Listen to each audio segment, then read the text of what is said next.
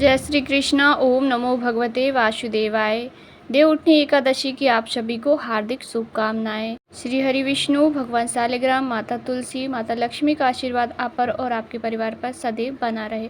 आज की वीडियो में हम सुनेंगे कार्तिक महत्व कथा अध्याय 27। इससे पहले हम तुलसी सालिग्राम भगवान की पूजन विधि और तुलसी सालिग्राम की कथा सुनेंगे। उसके बाद हम कथा अध्याय सुनेंगे।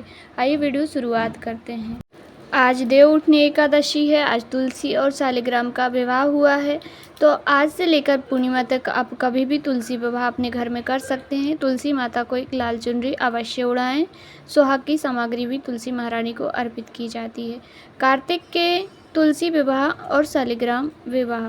कार्तिक के व्रतों को नियम पूर्वक करते हुए कोई भी नर नारी अमावस्या के पश्चात शुक्ल पक्ष में किसी भी दिन तुलसी सालिग्राम का विवाह का आयोजन कर सकता है। यह आवश्यक नहीं कि कार्तिक व्रत करने वाला हर प्राणी इस विवाह का आयोजन करे। यह श्रद्धा, भक्ति एवं साधनों पर निर्भर करता है, क्योंकि इसमें कन्या के विवाह की भांति समस्त क्रियाएं की जाती हैं। जैसे यदि किसी को कन्या नहीं है, कन्या पुत्री नहीं है, तो वह तुलसी मैया का विवाह करके भी कन्यादान का फल प्राप्त कर सकते हैं। एवं धार्मिक रीति रिवाजों से तुलसी मैया और सालिग्राम भगवान का विवाह संपन्न होता है, अतः ब्याह भी उसी भांति होता है। इसमें तुलसी मैया को कन्या का रूप समझते हुए सालिग्राम जी से विवाह संपन्न होता है। इस विवाह को संपन्न करने की इच्छा रखने वाले को चाहिए कि तुलसी का पौधा लगाएं, उसकी सेवा पूजा करते हुए उसका उचित रीति से पालन करें। कार्तिक माह शुरू होने पर विधि विधान से व्रत, स्नान, पूजन आदि आरंभ करें और नित्य नियम पूर्वक उसका पालन करें। विवाह के लिए शुक्ल पक्ष में किसी भी दिन को निश्चित कर सकते हैं। देवोत्थान एकादशी का दिन अधिक महत्वपूर्ण माना गया है, यानी कि आज का जो दिन है देवउठनी एकादशी, आज से लेकर के कार्तिक पूर्णिमा तक कभी भी आप तुलसी विवाह कर सकते हैं।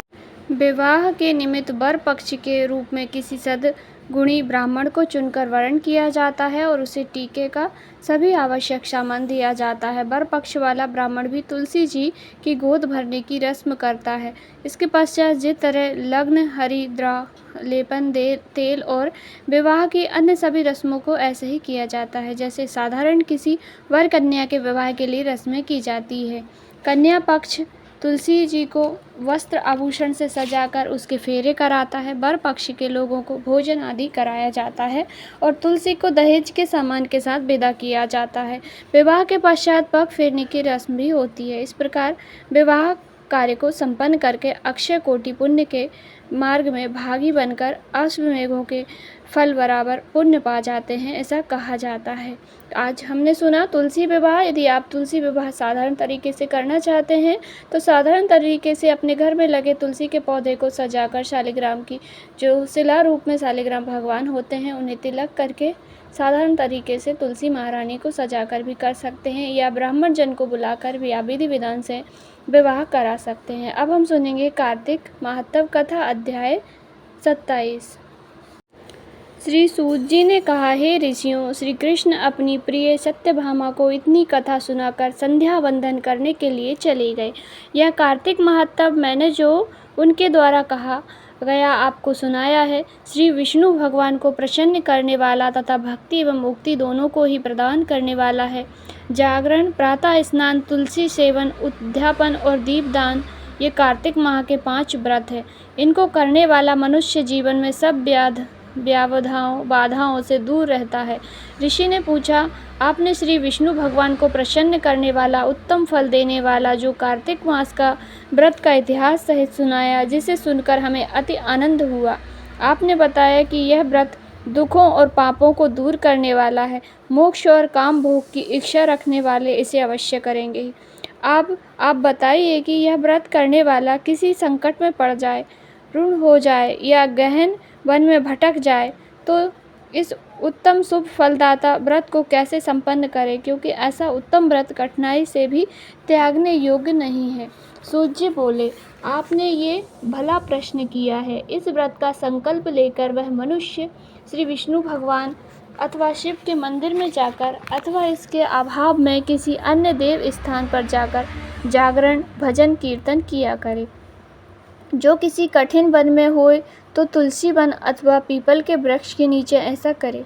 विष्णु मंदिर में विष्णु सहस्त्र नाम का जाप करना चाहिए एवं कीर्तन नित्य करना चाहिए। किसी ऐसे स्थान में पहुंच जाए जहां स्नान योग्य अच्छा जल न होए तो विष्णु के नाम से मार्जन करें। यदि दीपदान न कर सकें तो पराये बुझे हुए दीपक को ही जला दें अथवा उसमें हवा लगती हो तो उसे हवा से बचा दें। तुलसी का पूजन करने के लिए तुलसी का पौधा ना मिले तो वैष्णव का पूजन करें, क्योंकि श्री भगवान सदा अपने भक्तों के समीप रहते हैं। इन सब के अभाव में व्रती को चाहिए कि पीपल और बट वृक्ष के का पूजन करें, क्योंकि ये दोनों वृक्ष अति पूजनीय कहे गए हैं। व्रती को चाहिए कि वह पीपल वृक्ष का स्पर्श न करें, यदि करे तो केवल शनिवार के दिन ही स्पर्श करें। ऋषियों ने पूछा, हे महर्षि, आपने बताया कि व्रती का पीपल और बट वृक्षों का पूजन करना चाहिए, सो ये पूजनीय क्यों है? ये वृक्ष देव रूप कैसे हुए? इस संदेह का निवारण करने की कृपा कीजिए। सूत जी बोले, हाँ, मैंने जो आपको बतलाया कि पीपल का वृक्ष विष्णु, बड़ शंकर तथा पलाश ब्रह्मा जी के रूप हैं, यह बात सत्य है। इस संबंध में आपको वह इतिहास सुनाता हूँ। एक समय किसी उत्तम वन में भ्रमण करते हुए शिव पार्वती हास विलास कर रहे थे कि वहाँ अग्नि आदि देवता मनोविनोद के लिए ब्राह्मण का रूप धर के पहुँच गए और इस तरह तरह से विघ्न लगाने लगे। पार्वती जी ने विषय सुख में विघ्न करने वाले देवताओं से कहा, कृमि और कीट आदि भी विषय सुख का ज्ञान रखते हैं, उनका महत्व समझते हैं तथा उसकी मर्यादा का उल्लंघन नहीं करते हैं। तुमने जो इस कार्य में विघ्न किया है, सो हे देवताओं, तुम सभी जड़ वृक्ष हो जाओ। सूत जी बोले, पार्वती जी द्वारा दिए गए श्राप के वश में ही समस्त देवताओं को श्राप दिया गया। विष्णु भगवान, शंकर, ब्रह्मा जी क्रमशः पीपल, बड़ और पलाश रूप वृक्ष हो गए। हे मुनिवर, आपने कहा कि पीपल के वृक्ष का स्पर्श करने शनिवार के दिन करना चाहिए, अन्य दिनों में नहीं करना चाहिए, शेष दिन में नहीं। हमें इस विषय में शंका है, कृपया हमें इस विषय में भी जानकारी दे कि ऐसा क्यों है। सूत जी बोले, आपकी इस शंका के निवारण के लिए मुझे समुद्र मंथन वाली घटना याद दिलानी होगी। समुद्र मंथन में देवताओं को रत्न मिले, उनमें से कौस्तुभ, मणि और लक्ष्मी विष्णु जी को प्राप्त हुए। जब विष्णु जी ने लक्ष्मी जी को अपनी भार्या बनाने की बात स्वीकार की तो लक्ष्मी बोली, हे देव, मुझसे बड़ी बहन जब कुंवारी है तो मुझ छोटी बहन का विवाह आप पहले क्यों करते हो? सनातन धर्म के अनुसार बड़ी बहन का विवाह होने के बाद ही छोटे का विवाह होना चाहिए। यह सुनकर विष्णु भगवान ने उदालक नामक तपस्वी के साथ अनुग्रह करके लक्ष्मी जी की बहन अलक्ष्मी का विवाह करा दिया। बड़ी बहन अलक्ष्मी का मुख स्थूल था, बड़े बड़े दांत, लाल नेत्र और शरीर जीर्ण एवं कृष्ण था। धर्मज्ञ मुनि उदालक ने विष्णु जी की आज्ञा से उसको अंगीकार कर लिया और अपने आश्रम पर ले आए। वहाँ होम का सुगंधित धुआं उठ रहा था, वेद ध्वनि हो रही थी, सुख शांति का साम्राज्य था। ऐसे स्थान को देखकर दुखी होती हुई अलक्ष्मी बोली, हे ब्राह्मण, यह स्थान मेरे निवास योग्य नहीं है, मुझे आप किसी और जगह ले चलो। उदालक बोला, कांते, यह क्या बात हुई, तुम यहाँ क्यों नहीं रहोगी? अलक्ष्मी कहने लगी, स्वामी, जहाँ वेद ध्वनि होती हो, होम होता हो, भगवत भजन होता हो, अभ्यागतों का सत्कार होता हो, यज्ञ दान आदि शुभ कार्य जहाँ हो, स्त्री पुरुष प्रेम पूर्वक रहते हों, देव प्रत्यजनों का सविध पूर्वक पूजन होता हो, वहाँ मैं कैसे रह सकती हूँ? मेरा स्थान तो वहाँ है जहाँ दिन रात स्त्री पुरुष कलह होती है, लड़ाई झगड़े होते हों, जहाँ कर्कश वाणी बोली जाती हो, जहाँ दुराचरण होता हो, गुरु का सत्कार ना होता हो, कामचोर, आलसी और अधर्मी मनुष्यों का जहाँ निवास हो, ऐसी ही जगह मेरे लिए प्रिय है। मैं मदिरापान और गोवंश का वध करने वाले पापी हत्यारों को उत्तम मानकर उनके घर में निवास करती हूँ, निवास को ही अपने योग्य मानती हूँ। आप मुझ पर कृपा करें और मुझे अन्यत्र ले चलें। उदालक ऋषि कुछ सोच कर बोले, हे कांते, जब तक मैं तुम्हारे योग्य स्थान की खोज करूं, तुम इस पीपल के वृक्ष के नीचे रहो। सूत जी बोले, इस प्रकार उस पीपल के वृक्ष के नीचे अलक्ष्मी को बैठाकर उदालक ऋषि उसके लिए उपयुक्त स्थान खोजने चले गए। अलक्ष्मी उनकी काफ़ी समय तक प्रतीक्षा करती रही, लेकिन उदालक न लौटे। अपने का स्वामी द्वारा त्यागी हुई जानकर वह पीपल के वृक्ष के नीचे बैठी विलाप करने लगी। उसके विलाप और रुदन से बैकुंठ में विराजी लक्ष्मी जी व्याकुल हो उठी।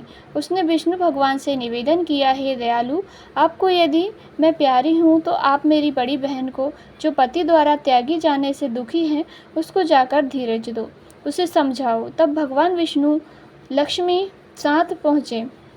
माता लक्ष्मी और भगवान विष्णु साथ वहां पहुंचकर उसे धीरज देते हुए बोले, हे अलक्ष्मी, तू चिंता क्यों करती है? तू इस पीपल को ही अपना आश्रम दान ज्ञान यदि जान यही पर रहे।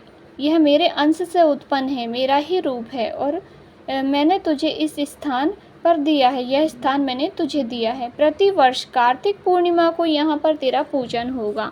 जो व्यक्ति तुम्हारा पूजन पीपल के नीचे आज के दिन करेंगे, उनके घर में तेरी छोटी बहन अचल होकर रहेगी, जिससे तेरी अपकीर्ति नहीं होगी।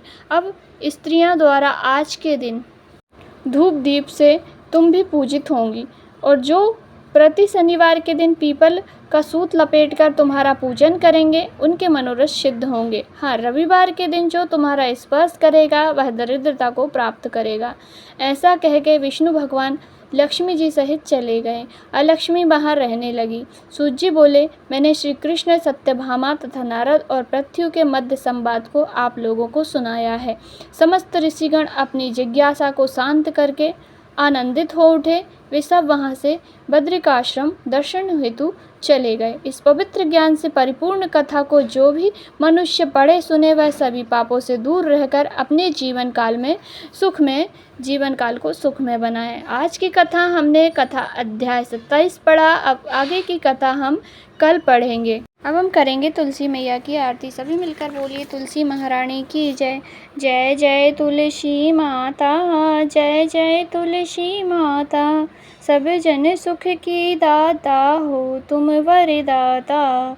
जय जय तुलसी माता, सब योगों के ऊपर, सब रोगों के ऊपर, रुज से रक्षा करके भवत्राता। जय जय तुलसी माता मैया, जय जय तुलसी माता।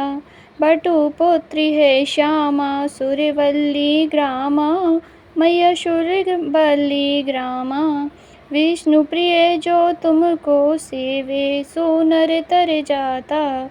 जय जय तुलसी माता, जय जय तुलसी माता।